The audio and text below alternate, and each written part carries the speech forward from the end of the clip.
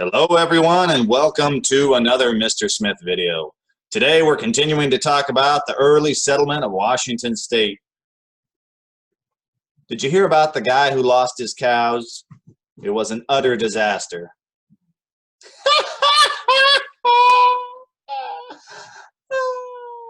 Anyway, okay, so we've talked about the settlement of the Oregon Territory. We've talked about all the people traveling along the Oregon Trail, and we've talked about their search for a new life. The problem is that when they come to tame these wild new lands and settle this area, there's people who live here already. And unfortunately, they are not treated very well by the people who come looking for new land. People who come for free stuff often take more than what they're given. And so as the settlers come and continue to encroach on Indian lands, the Indians are pushed farther and farther away. This leads to unhappy circumstances like the Yakima Wars and the unfortunate problems with the Nez Perce that you're going to learn about this week in the tale of Chief Joseph. The long and the short of it is that the government and the United States settlers want the land. The Indians, being outgunned and having little choice in the matter, are forced onto reservations at gunpoint in many cases. Now, this is bad enough, but the biggest problem is that the United States government does not keep their promises. In a lot of cases, these people are sent out and make these big grand promises and get the Indians to sign away their land, and the things are never ratified, meaning there's no legal protection for the Indians. Interestingly enough, the government is more than willing to enforce the parts of the treaty that are beneficial to them.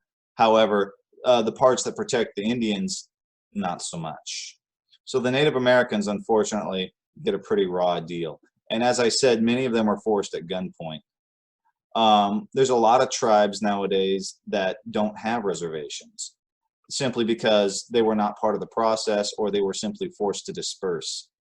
It gets worse. Even after the reservation system is set up and many of the tribes that are currently there were forced to these lands, the United States government wasn't done. They insisted that these people integrate. That means we want you to become like everyone else so that you are no longer different than anyone else. And some terrible things were done to try to force them. The Dawes Act was signed, and basically what this did is it divided the reservation up into farm tracts and gave it to each of the Native Americans. And the law said that anything that was left over could be sold to the white settlers.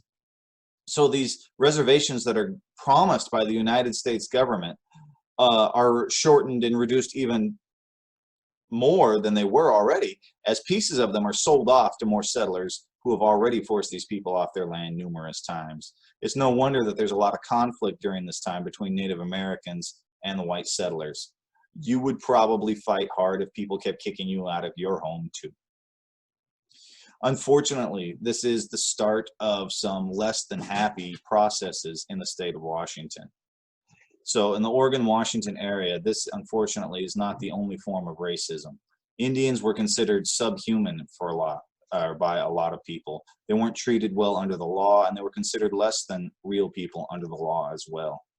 This will be extended to other minority groups, as we will see later on in our studies. But for this week, let's talk about Chief Joseph and the problems of the Nez Perce. This is perhaps one of the most famous stories of Indian removal, other than the Trail of Tears, which we'll talk about when you're in 8th grade.